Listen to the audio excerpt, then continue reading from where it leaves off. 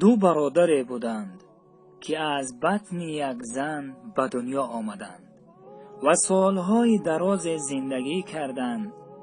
روز یکی از این برادران وفات کرد. هنگامی به خاک سپردن او برادرش بسیار گریه میکرد. مردم گفتند چرا گریه میکنی؟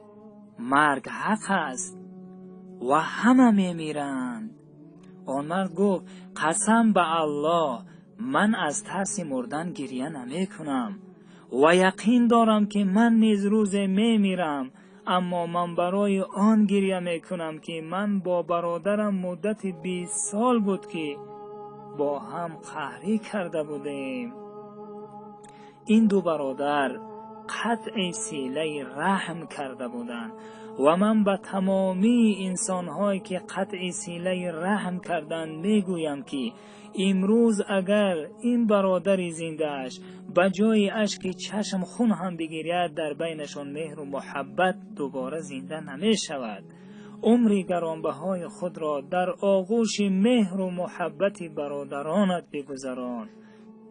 ای اقربا، ای مسلمانان، بهشت گران قدر است.